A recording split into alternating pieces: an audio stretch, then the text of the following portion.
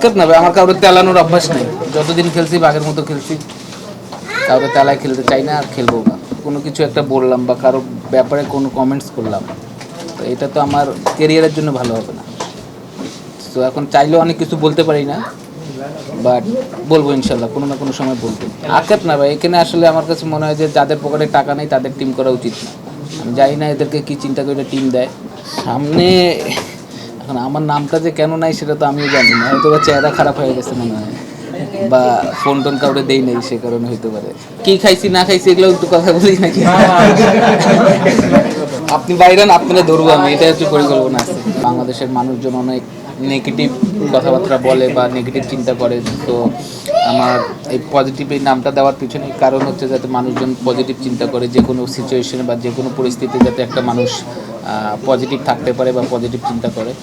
তো এই চিন্তা করেই আর কি বি পজিটিভ নামটা দেওয়া, এবং আশা করতেছি আল্লাহর রহমতে ভালো হবে যদি আল্লাহ সহায় হয় আর কি। ফ্যাশনের প্রতি আমি একটু মানে ভালো লাগতো আর কি। তো আর এই লাইনটা আমার কাছে মনে হচ্ছে যে অনেক কোনো কিছুই তো সহজ না, বাট যতগুলো কঠিন কাজের মধ্যে মনে হচ্ছে যে এটা তো আমার কাছে সহজ আর কি। তো এই কারণেই আর কি, আর অন্য কোনো সামনে। এখন আমার নামটা যে কেন নাই সেটা তো আমিও জানি না, হয়তো বা চেহারা খারাপ হয়ে গেছে মনে হয়, বা ফোন টোন কাউকে দেই নেই সে কারণে হইতে পারে। আর কি বলবো, এটা নিয়ে তো আসলে বলার কিছু নেই, এটা তো আমার হাতে নাই। যদি আমার হাতে থাকতো তাহলে আমি বলতে পারতাম, বা এটা যাদের হাতে আছে, যারা এই টিমটা করছে বা সিলেক্ট করছে, তারা হয়তো বা ভালো বলতে পারবে। বাট বললে তো ভাই অনেক কিছুই বলা যায়, বাট আমি এখন বলতে চাচ্ছি না, যেহেতু আরও 4-5 বছর খেলবো, আমার খেলার ইচ্ছা আছে আর কি। ফোন দিলে কাজ হয় না, হয়তো বা খুশি হয় অনেকে। না এখন তো ভাই, এখন যদি আমি ক্রিকেট না খেলি আপনি কি আমাকে দেখবেন এরকম বলেন? তো সেম জিনিস, আমি এখন মনে করেন যে কোনো কিছু একটা বললাম বা কারো ব্যাপারে কোনো কমেন্টস করলাম, তো এটা তো আমার কেরিয়ারের জন্য ভালো হবে না। তো এখন চাইলেও অনেক কিছু বলতে পারি না, বাট বলবো ইনশাল্লাহ, কোনো না কোনো সময় বলবো। না না, আমি আগে যোগাযোগ করি নাই কখনো কোনো কাজে। আক্ষেপ না ভাই, আমার কাউকে তেলানোর অভ্যাস নেই। যতদিন খেলছি বাঘের মতো খেলছি, কাউকে তেলায় খেলতে চাই না আর খেলবো না। না বিপুল 25%, 75% বাকি। আক্ষেপ না ভাই, এখানে আসলে আমার কাছে মনে হয় যে যাদের পকেটে টাকা নেই তাদের টিম করা উচিত না। আমি জানি না এদেরকে কী চিন্তা করে টিম দেয়, কারণ এটা তো শুধু বাংলাদেশের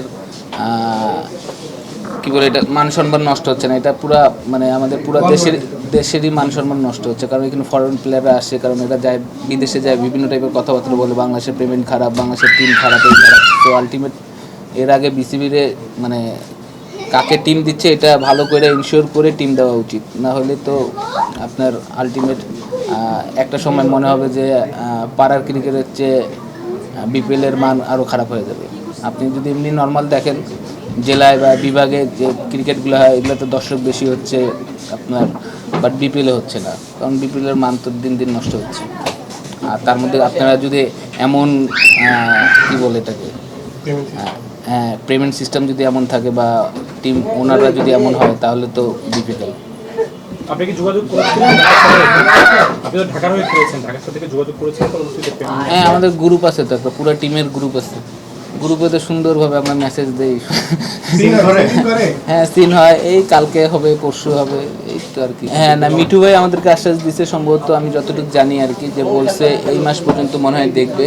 যদি এই মাস পর্যন্ত তারা না দিতে পারে, তখন মনে হয় যে আপনার ঢাকা টিমের তো মনে হয় কিছু পেমেন্ট কি বলে এটা, জামানত হিসেবে না কি হিসেবে জানি টাকা, হ্যাঁ হ্যাঁ ওই টাকা থেকে আমাদের পেমেন্ট দিয়ে দেবে। বাট পেমেন্ট পাবো আমরা হয়তো বা একটু পরে। কি খাইছি না খাইছি এগুলো একটু কথা বলি নাকি? আপনি বাইরে না, আপনারা ধরবো আমি, এটা হচ্ছে পরিকল্পনা আছে।